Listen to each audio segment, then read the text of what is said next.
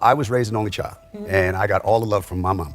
And at 54, honestly, I don't want to worry twice. Now, let me explain that. I don't want to worry twice. God willing, I make it to 90. That's a blessed, full life for me. Once hailed as the man all of America desired, Shemar Moore stepped into the spotlight with a confident smile, a sculpted physique, and a career that seemed almost flawless. On screen, he was the fearless agent. In real life, he was the embodiment of charm, sophistication, and perfection. No scandals, no controversies. At least that's what we were led to believe. But sometimes the spotlight is just a mask. Behind the image of the nation's heartthrob lies a life full of untold fragments, a betrayal by his closest friend, a death he once kept secret, and rumors he has never denied, yet never confronted. Was Shemar Moore merely a victim of fame, or is he hiding a truth so dark that it silenced all of Hollywood, a dark secret? And you're about to know it all. The son of Crossroads and Fate.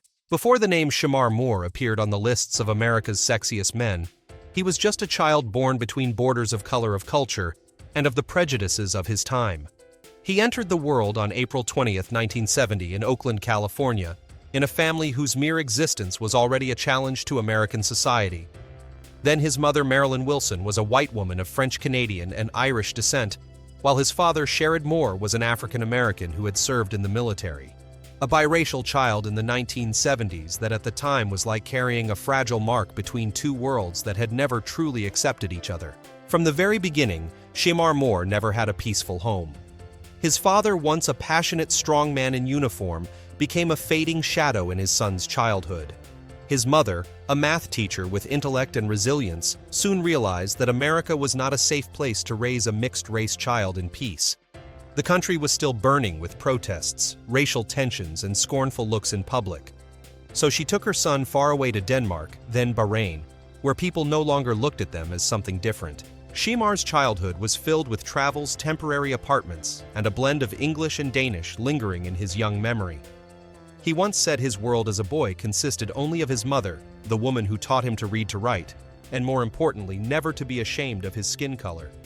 When classmates mocked him, she would hold his hand tightly and say, "You are the result of love, not a mistake of history."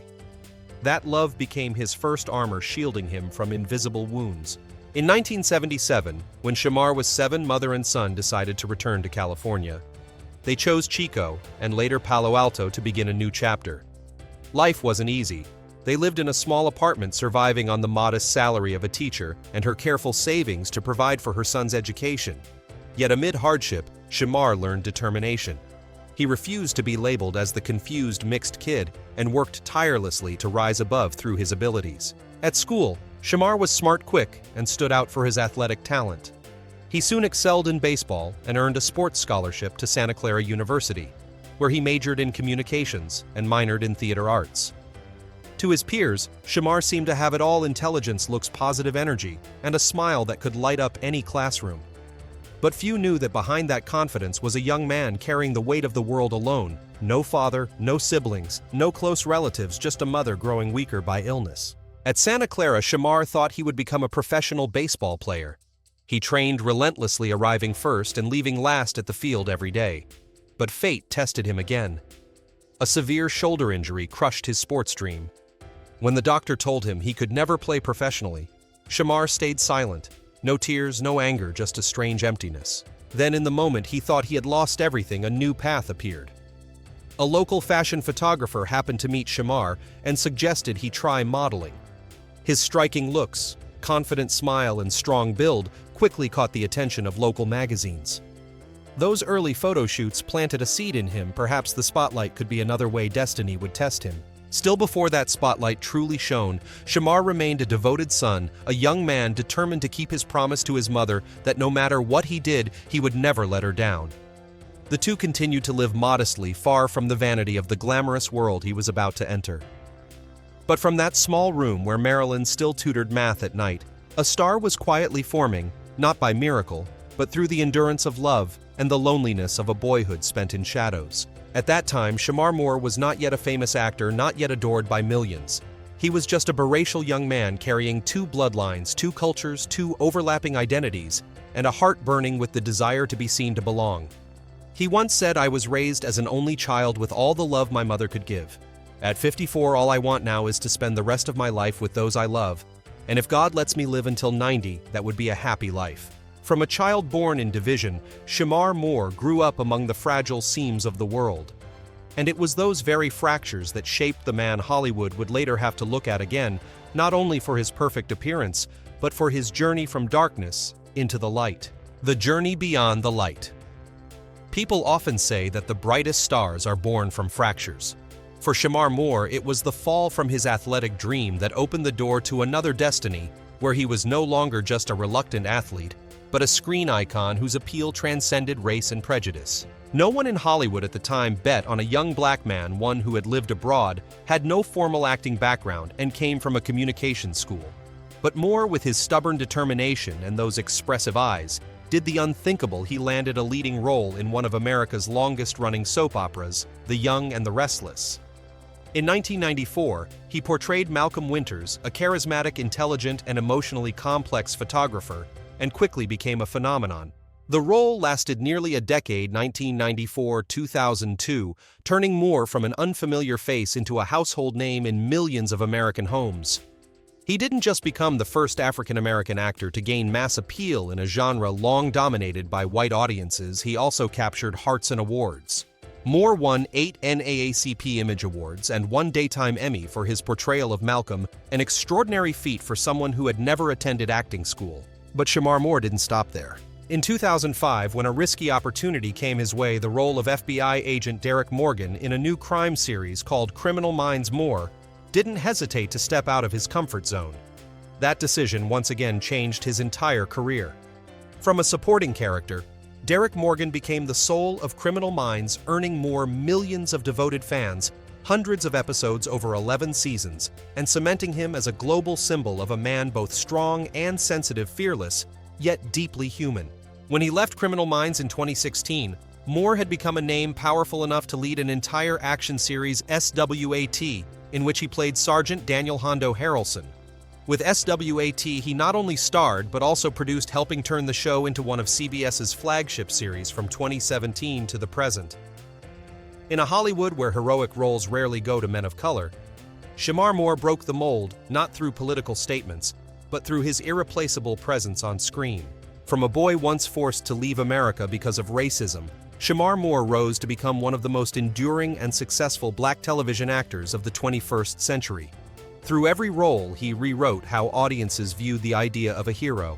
Yet at the peak of fame, when the spotlight burned brightest, it was also when the secrets began to surface. Because behind that radiant smile were fractures deeper than anyone could imagine, and one day they would all break open. The bloody backstab. When a best friend becomes a thief, fame can lift you to the top.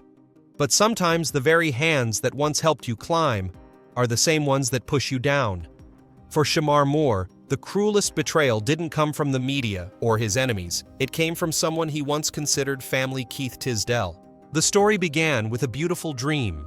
In 2014, Shemar Moore founded a fashion brand called Baby Girl LLC. It wasn't just another line of t-shirts or accessories tied to his Criminal Minds persona. Baby Girl carried emotional meaning. It was the affectionate nickname his character Derek Morgan used for his colleague Penelope Garcia in the show. But on a deeper level, it was a tribute to the most important woman in his life, his mother Marilyn Wilson Moore, who had battled multiple sclerosis (MS) for more than 2 decades. Every dollar of profit from Baby Girl LLC was set aside by Moore to fund research and awareness for the disease that had caused his mother so much pain. He organized charity events, launched community campaigns, and personally reached out to medical research organizations. His compassion only made the public admire him more, a star, not only handsome and talented, but also with a generous heart. Among those who worked closely with Moore during that time was one man he trusted completely, Keith Tisdale. They met while filming Season 8 of Criminal Minds. Tisdale wasn't a big star, but he was a familiar face in the industry and a fashion designer. Among the hundreds of relationships in Hollywood, Moore chose Tisdale as a true friend, someone he could call in the middle of the night, someone he once took on trips, gifted a $10,000 set of rims, and even lent tens of thousands of dollars to without a single contract. "I helped him because I thought he was my brother," Moore later told the court. "Not because I was rich, but because I trusted him." Then in 2016, everything collapsed. An internal audit of Baby Girl LLC's charity fund uncovered mysterious expenses, unclear transactions, fake invoices, and most notably more than $61,000 missing from the joint account. The only person besides Moore with access, Keith Tisdale. At first, Moore refused to believe it. He confronted his friend directly. But instead of admitting guilt, Tisdale denied everything, dodging questions and blaming a lack of transparency in management. That was the moment Moore realized the person stabbing him in the back was the same one who had shared dinner with him every night. Moore chose not to stay silent. He handed all the evidence to the authorities and prepared to face the truth in court. During the 2016 Los Angeles trial, Moore testified that beyond the $61,084 embezzled, he had also personally helped Tisdale with at least $20,000 in cash, not counting other material gifts. He didn't demand repayment, he only wanted the truth exposed. Tisdale eventually pled guilty to grand theft and was ordered to repay $56,000. Under leniency terms, his record would be cleared if he avoided reoffending within 3 years. But the real loss wasn't the money. Moore said painfully, "I'm not mad about the money. I'm mad because my trust was used against me. Because I thought he was my brother." The case shocked the public. A celebrity who had dedicated himself to charity for his mother became the victim of his own friend. The press called it Hollywood's cruelest betrayal of 2016. Fans were stunned. Some even turned on Moore, calling him naive or financially careless. But Moore didn't falter. Instead of retreating, he rose again. He continued running Baby Girl LLC, expanding the MS research initiative to other states. He hosted fundraisers, appeared at medical conferences to share his mother's story and his pain of being betrayed by a friend. "That experience taught me not everyone is who you think they are," he said. "But I won't let it stop me from doing what's right." Perhaps what made the betrayal truly devastating wasn't the stolen money, but the shattered friendship, something Moore had always considered sacred after his lonely childhood. A man who grew up without a father, raised by a single mother, once believed he had found a new family in Hollywood. But once again, he was left behind by the one person he thought he could trust most. Still, Moore didn't break. He gathered his pain, turned it into wisdom. "When someone shows you who they really are, believe them no matter how much it hurts," he wrote on Instagram shortly after the trial. That betrayal didn't just change how the public saw Shemar Moore, it marked a turning point in his own growth. It revealed that behind fame lies a web of deceit, and that not every embrace is genuine. And sometimes, the one who walks beside you the longest is the one holding the sharpest knife. The death of the most important woman in his life. Hollywood is a place of lights, fame, and endless applause. But sometimes the loudest place is also the loneliest. And amid the red carpets, awards, and dazzling roles, Shemar Moore once silently broke down, mourning a loss no one knew about. In February 2020, while the world was still consumed by the chaos of the early pandemic, Shemar Moore quietly endured the greatest tragedy of his life. His mother, Marilyn Wilson Moore, passed away. No one knew. No news outlets, no social media, no entertainment headlines. Moore vanished from the public eye and kept complete silence. It wasn't until nearly a month later that he unexpectedly posted a video on Instagram, his voice trembling through tears. "My mother passed away on February 8th. My heart is broken. I can't breathe. I don't know who I am without her." It was one of the rare times fans ever saw Shemar Moore cry, not on camera, not in a role, but as himself breaking down before the world. Marilyn was not just a mother. She was his best friend, his mentor, his everything. After leaving her abusive and unstable African-American husband, she raised her son alone abroad. She took Moore around the world from Denmark to Bahrain, just to escape the racial prejudice that haunted America in the 1970s. She was the one who taught him to read, to write, to speak, who brought him to every early audition. And she was also the first to tell him, "You don't need to be perfect. You just need to be real." But Marilyn's life was far from easy. She was diagnosed with multiple sclerosis (MS) when Moore was still a child, a disease that attacks the nervous system and gradually steals movement. In her later years, she relied on a wheelchair, often in pain, and Moore, despite his hectic filming schedules, always made time to care for her. "I go to work," he once said, "but I don't live for myself. I live to make my mom proud." When she died, Moore didn't just lose his mother. He lost his roots, the only place he had ever truly belonged. That's why he kept her passing private, holding the grief close in silence. In his tribute video, Moore looked straight into the camera, eyes swollen and red. "I dreamed my mom would get to meet my baby girl, that she'd be a grandma, but she didn't make it." That pain wasn't just sorrow, it was regret. Because Moore, in chasing success, had missed so many precious moments. And when he finally reached the top with a home, fame, and fortune, the one person he longed to share it all with was gone. It wasn't until 2023, when Moore became a father for the first time at 53, that he began speaking openly about his loss. In an emotional interview with People magazine, he said, "I wish my mom could see Frankie. I wish she were alive to hold her. That would have made her happier than any award I've ever won." Never married, with no siblings and few close relatives, Moore's mother's death was like losing his entire world, a world the public never saw.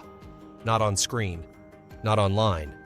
Only in the quiet memories of a son who had once been everything to his mother. Since then, Moore has changed. He lives slower, appears less, spends more time with his girlfriend and daughter than at parties or red carpets. He's used his platform to raise funds for MS research, the disease that took away the most important woman in his life.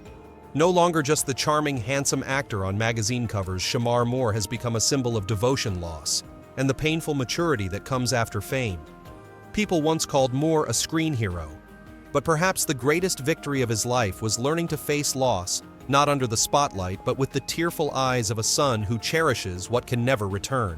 Because deep inside Shemar Moore's heart, there will always be an empty space, one reserved for the woman who taught him how to live, how to love, and how to stand again when no one else was left. Rumors, silence, and the clapback. That stunned Hollywood fame always comes with shadows. For every spotlight that shone on Shemar Moore, there were whispers behind the curtain. And throughout his 3-decade career, one rumor, the most persistent of all, never stopped following his name. Is he really the man every woman desires? Or just a facade? From his early days as the charming Malcolm Winters on The Young and the Restless, to his rugged portrayal of FBI agent Derek Morgan on Criminal Minds, Moore was considered one of television's ultimate sex symbols. People magazine even named him among the 50 most beautiful people in the world. He graced magazine covers with unbuttoned shirts, a smoldering gaze, and the kind of charisma that drove millions of women wild. But because he was so perfect, too perfect, people began to doubt. Rumors started from TV sets and spread across online forums. Is Shemar Moore gay? Why is a man that handsome, that famous, still single? Why does he always dodge questions about his love life? What began as curiosity turned into gossip, and gossip became accusation. Tabloids published old photos, fabricated flings, and built an entire secret file about his sexuality. And more. For years, he stayed silent. No denial, no confirmation, no interviews addressing it. His silence only deepened the mystery. In a world where social media demands instant response, silence is often mistaken for confession. But Moore refused to play that game, until he decided to speak. In a 2017 interview with BT, when asked directly about the gay rumors, Moore looked straight into the camera, smirked, and said, "I've heard it all. And honestly, I find it entertaining." He continued, "If you think I'm gay, that's cool. Just send your girlfriends over to my house this weekend. They'll tell you the truth." It was bold, cheeky, and classic Shemar Moore, no long explanations, no arguments. Just confidence and humor, shutting down years of speculation. But behind that laugh was years of frustration. In another interview, he elaborated, "We live in a world where everyone wants to put a label on you. But I don't have to prove anything to anyone. I know who I am, and I love women. A lot." His dating history certainly supports that claim. Moore has been romantically linked to singer Toni Braxton, Miss Universe, Zuleika Rivera, soccer player Shauna Gordon, and actresses Halle Berry and Annabelle Acosta, all glamorous, high-profile women who regularly appear on Hollywood's most desired lists. Though none of the relationships lasted long, Moore never denied or hid them. He just didn't flaunt them. "Love is private," he said. "I don't live my life posting every hug or kiss on Instagram." Perhaps that privacy became a double-edged sword in an era where every secret is currency. The quieter he was, the more people speculated. The less he said, the louder the rumors grew. But for Moore, self-respect mattered more than public perception. He knew his worth and refused to let gossip define him. When he announced he was going to be a father at age 53, the world was stunned. The rumors vanished overnight. The way he kissed his girlfriend S.W.A.T's forehead during her ultrasound, the way he held his newborn daughter Frankie in the hospital for the first time, it said everything. No grand statements, no defenses, just life itself proving the truth. He never needed to shout, "I'm a real man." He simply lived like one. And sometimes that's the loudest answer of all, the defiant choice of a grown man. Shemar Moore isn't just famous for his successful career, or the godlike looks that make Hollywood jealous. For years, he's also sparked endless debate over something that seems deceptively simple. Why, even at 50, has he never been married? For most men, staying single into middle age might just be circumstance. But for someone like Shemar Moore, wealthy, handsome, famous, with a dating history full of stunning women, it was impossible for people not to talk. And year after year, the same questions followed him in every interview. Are you ready to get married? Why hasn't someone like you settled down yet? Moore always answered with disarming honesty. I didn't grow up with a healthy example of marriage, he said in a 2024 People interview. My parents weren't married and they weren't happy. I don't believe signing a piece of paper proves love. A simple statement, but one that revealed a complex emotional journey. Moore had watched his white mother suffer heavy prejudice for loving and having a child with a black man. Her family turned their backs on her. His father was absent. Marilyn carried everything alone, raising her son amid racism and social turmoil. The boy who grew up in that world learned to distrust attachment. And when he became a star, he kept that belief. He loved, but didn't marry. He bonded, but never tied himself down. He dated icons like Toni Braxton, Halle Berry, and Annabelle Acosta, but none made it to the altar with him. Then, in 2023, at age 53, the world was stunned when Shemar Moore announced he was going to be a father. S.W.A.T, a model and makeup artist with 2 children from previous relationships, became the woman who finally made Moore believe it was time to change. She gave birth to their daughter Frankie in January 2023, giving Moore his first taste of fatherhood after half a lifetime spent in the spotlight. But even then, he stood firm. I love S.W.A.T. I love my daughter.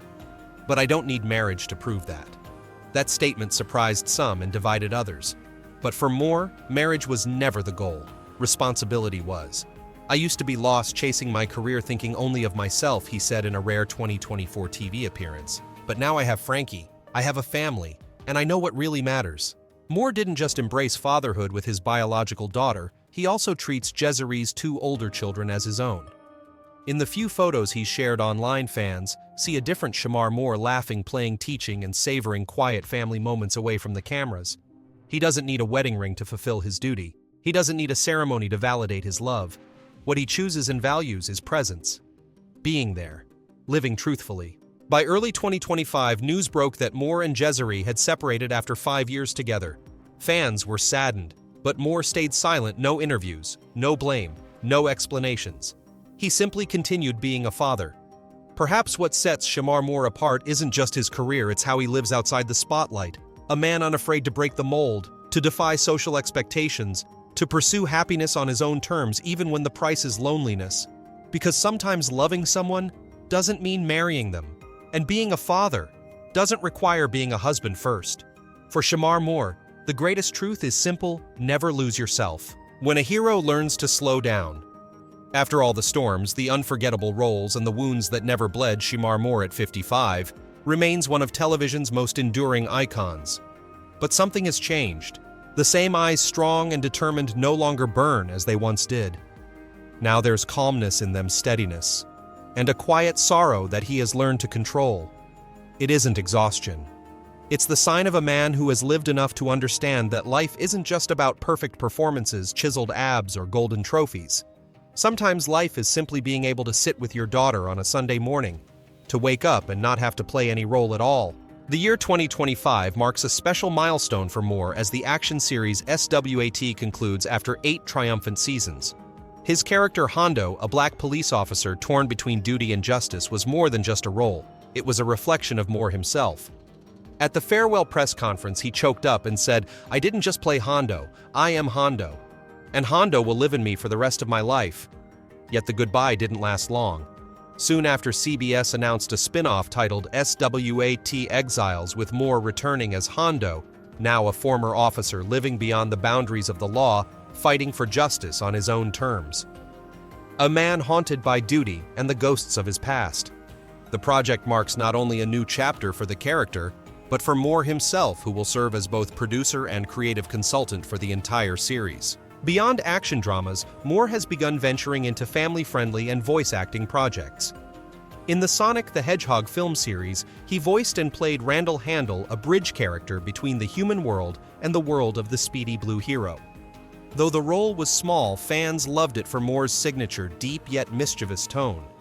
Sonic 3, set for release at the end of 2025, has confirmed his expanded return, signaling an even bigger role within the franchise. While still active in Hollywood, Moore has become far more selective. He's turned down major film offers to spend time with his daughter Frankie, now nearly 3 years old. His latest Instagram photos no longer show the bad boy of television, but a father riding bikes with his child, teaching her to swim, cooking breakfast by hand. On his personal podcast, he reflected, "I used to live to be seen. Now I live to see my daughter grow." Fans have embraced this transformation as the natural continuation of his journey from on-screen hero to real-life one. Gone are the headline-grabbing quotes and shirtless photo shoots. Moore now appears simple and grounded, cropped hair, old jeans, worn sneakers. He's still magnetic, but in the way only a man who stumbled, lost, been betrayed, and learned to forgive can be. And maybe that's the truest version of Shemar Moore, not a superhero, but a man. His future is no longer measured by how many episodes he films or awards he wins. It's measured in the moments he chooses to live authentically for something greater than fame. His daughter, the memory of his late mother, and his truest self, no longer a character but a person. After years under the spotlight, Shemar Moore is learning to step out of it without losing his light. That may be his most beautiful legacy, a man who once wore masks to survive, but now lives as himself, and the world still can't look away. If you found this story captivating, don't forget to like, subscribe, and turn on the notification bell so you won't miss the next jaw-dropping revelations. We bring you the truth behind the spotlight, the cracks, the shocks, and the untold dark sides of fame. All data, analysis, and commentary in this video are presented based on information available at the time of production. The content is subject to change over time and should not be considered a definitive forecast. There is still so much more to explore: stories of resilience, legacy, and truth. Feel free to dive into some of our top recommended videos now and during on your screen.